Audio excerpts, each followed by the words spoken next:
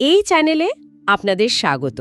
আচ্ছা ভাবুন তো একবার, ব্যাংককে দারুণ এক ফ্ল্যাটে বসে কেউ একজন মিলিয়ন ডলারের ডার্ক ওয়েব সাম্রাজ্য চালাচ্ছে, কিন্তু বাইরে হঠাৎ একটা গাড়ি অ্যাক্সিডেন্টের মতো শব্দ আর সে ল্যাপটপটা খোলাই রেখে বেরিয়ে এলো।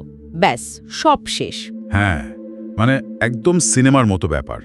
আজ আমরা ডার্ক ওয়েবের একসময় সবথেকে বড় মার্কেট প্লেস আলফাবের পেছনের মানুষটার গল্পই বলবো। অ্যালফা 2 নামে পরিচিত ছিল সে, তাই না? ঠিক। তো কিভাবে এই লোকটা বছরের পর বছর নিজের পরিচয় লুকিয়ে এত বড় একটা অনলাইন কালোবাজার চালালো, আর সামান্য একটা ভুলে সব শেষ হয়ে গেল? চলুন আজ এই রহস্যটাই ভেদ করি। আচ্ছা, তার আগে ডার্ক ওয়েব জিনিসটা একটু পরিষ্কার করে নেওয়া যাক, কি বলেন? হ্যাঁ, অবশ্যই। আসলে এটা ইন্টারনেটের এমন একটা অংশ যেখানে ঢুকতে বিশেষ সফটওয়্যার লাগে। এখানে পরিচয় গোপন রাখা খুব সহজ। তাই যত সব অবৈধ কার্যাবলী, যেমন ধরুন মাদক, অস্ত্র কেনাবেচা, এইসবই চলে। আর লেনদেন হয় ক্রিপ্টোকারেন্সিতে, তাই তো? বিটকয়েন, এইসব। একদম। বিটকয়েন বা এই ধরনের ডিজিটাল মুদ্রা, কারণ এগুলোর মালিকানা ট্র্যাক করা প্রচলিত ব্যাংক ব্যবস্থার চেয়ে অনেক কঠিন। পরিচয় গোপন রাখতে এটাই সুবিধা। ঠিক। অ্যালফাবের আগে তো সিল্ক রোড ছিল, বেশ নামকরা, কিন্তু ওটা তো বন্ধ হয়ে গেল। হ্যাঁ, এফবিআই বন্ধ করে দিয়েছিল। তারপর আরও কিছু মার্কেট প্লেস এসেছিল, কিন্তু শোনা যায় সেগুলোর মালিকরা নাকি প্রায় গ্রাহকদের টাকা নিয়ে উধাও হয়ে যেত। ওই যে এক্সিট স্ক্যাম যাকে বলে। হ্যাঁ, এই সমস্যাটা ছিলই, আর এই সুযোগটাই কাজে লাগিয়েছিল অ্যালফা 2। 2014 সালে সে অ্যালফাবে চালু করে, আর ব্যবহারকারীদের নিরাপত্তা, নির্ভরযোগ্যতার কথা বলে খুব তাড়াতাড়ি জনপ্রিয় হয়ে ওঠে। কতটা জনপ্রিয় হয়েছিল, আইডিয়া করা যায়? এর বিস্তারটা ছিল অবিশ্বাস্য।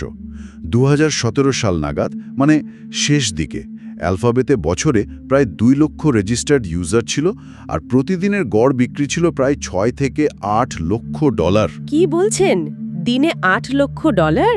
হ্যাঁ, আর আলফা 2 নিজে মাসে আয় করত প্রায় 4 লক্ষ ডলার।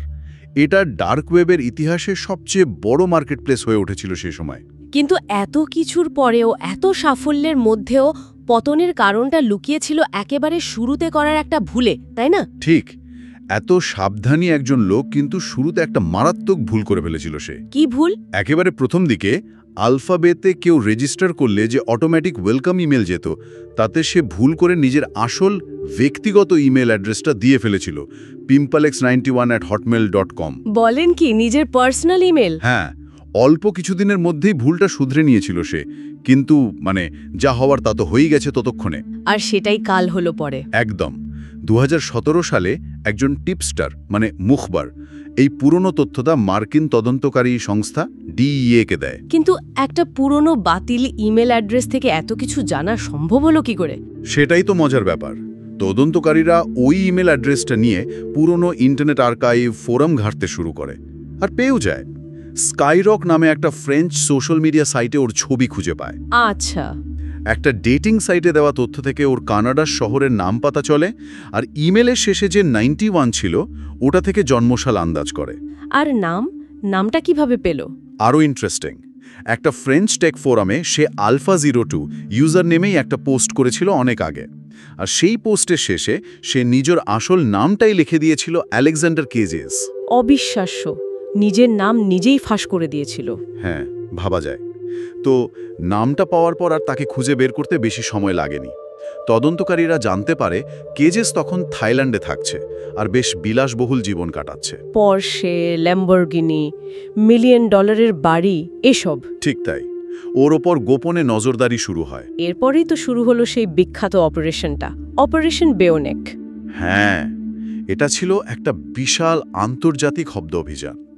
আমেরিকা, কানাডা, থাইল্যান্ড তো ছিলই, সাথে নেদারল্যান্ডস, লিথুয়ানিয়া সহ ইউরোপের আরও কয়েকটা দেশ। মোট 7টা দেশের পুলিশ আর গোয়েন্দা সংস্থা একসাথে কাজ করেছিল। সত্যি অসাধারণ একটা পরিকল্পনা আর সমন্বয়। এই ধরনের বিস্তারিত বিশ্লেষণ যদি আপনাদের ভালো লাগে, তাহলে আমাদের চ্যানেলটা সাবস্ক্রাইব করে কিন্তু আমাদের সাপোর্ট করতে পারেন। এই অপারেশনের একটা অংশ খুব ইন্টারেস্টিং ছিল। ইউরোপীয় পুলিশ গোপনে ইউরোপের দ্বিতীয় বৃহত্তম ডার্ক মার্কেট হান্সার সার্ভারগুলোর দখল নিয়ে নেয়। এর জার্মান অ্যাডমিনদের গ্রেফতারও করে, কিন্তু খবরটা কাউকে জানতে দেয়নি, তাই তো? একদম। পুরো ব্যাপারটা গোপন রাখা হয়। প্ল্যানটা ছিল যখন অ্যালফাবে বন্ধ করা হবে তখন এর ইউজাররা তো একটা বিকল্প খুঁজবে। আর তারা তখন হানসাতে যাবে। ঠিক, আর হানসা তখন পুলিশের নিয়ন্ত্রণে, মানে ফাঁদ পাতা ছিল। দারুণ প্ল্যান। তো গ্রেফতারের দিনটা কেমন ছিল? ওই যে সাজানো গাড়ি দুর্ঘটনার ব্যাপারটা? হ্যাঁ, সেটা ছিল 5ই জুলাই 2017। ব্যাংকে কেজেসের বাড়ির সামনে থাই পুলিশ একটা নকল গাড়ি অ্যাক্সিডেন্টের নাটক করে। আওয়াজ শুনে কেজেস দেখতে আসে, আর ল্যাপটপটা আনলকড অবস্থাতেই ছিল। ও, সেই সুযোগেই পুলিশ ঢুকে পড়ে। হ্যাঁ, পুলিশ তাকে তখনই গ্রেফতার করে, আর ওই খোলা ল্যাপটপটা ছিল সোনার খনি। তদন্তকারীরা সাথে সাথেই লগ করে ভেতরে সব ডেটা, সব প্রমাণ পেয়ে যায়। ওর ডিজিটাল সাম্রাজ্যের দরজা যেন হাট করে খোলা। তারপর আর কি, গ্রেফতারের পর কেজেসের সব সম্পত্তি, বিলাসবহুল গাড়ি, বাড়ি আর মিলিয়ন মিলিয়ন ডলারের ক্রিপ্টোকারেন্সি বাজেয়াপ্ত করা হয়। কিন্তু তাকে আদালতে তোলার আগেই একটা ঘটনা ঘটে। কি ঘটনা? গ্রেফতারের মাত্র 1 সপ্তাহ পর কেজেস থাইল্যান্ডের জেলে আত্মহত্যা করে। আত্মহত্যা? মানে বিচার হওয়ার আগেই সব শেষ? হ্যাঁ, আর ওদিকে হানসা মার্কেটের কি হলো?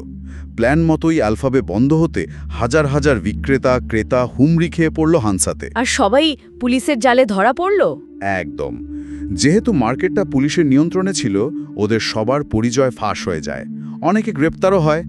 এর কিছুদিন পর হানসা মার্কেটও আনুষ্ঠানিকভাবে বন্ধ করে দেওয়া হয়। তাহলে পুরো ব্যাপারটা কি দাঁড়ালো? বহু বছর আগে করা একটা ছোট্ট ইমেলের ভুল। হ্যাঁ, আর তার সাথে বিভিন্ন দেশের আইন প্রয়োগকারী সংস্থার অসাধারণ একটা বোঝাপড়া আর সমন্বয়, এই দুটো মিলেই ডার্ক ওয়েবের সবচেয়ে বড় সম্রাটের পতন ঘটালো। এটা আসলেই দেখিয়ে দেয় ডিজিটাল দুনিয়ায় সামান্য একটা অসাবধানতাও কতটা মারাত্মক হতে পারে। ঠিক, কিন্তু একটা প্রশ্ন থেকে যায়, তাই না? কি প্রশ্ন? এই যে আলফাবে বা হানসার মতো এত বড় বড় মার্কেট প্লেস বন্ধ করে দেওয়া হলো, এতে কি ডার্ক ওয়েবের অবৈধ কার্যকলাপ সত্যিই বন্ধ করা সম্ভব, নাকি এগুলো শুধু চেহারা বদলায়, নতুন নামে আবার গজিয়ে ওঠে? এটা আসলেই ভাবার বিষয়। হয়তো পুরোপুরি নির্মূল করা সম্ভব না। সেটাই তো। আজকের মতো আলোচনা এখানেই শেষ করা যাক। হ্যাঁ, আমাদের আজকের আলোচনা যদি আপনাদের ভালো লেগে থাকে তাহলে অবশ্যই চ্যানেলটি সাবস্ক্রাইব করে আমাদের সাথে থাকবেন।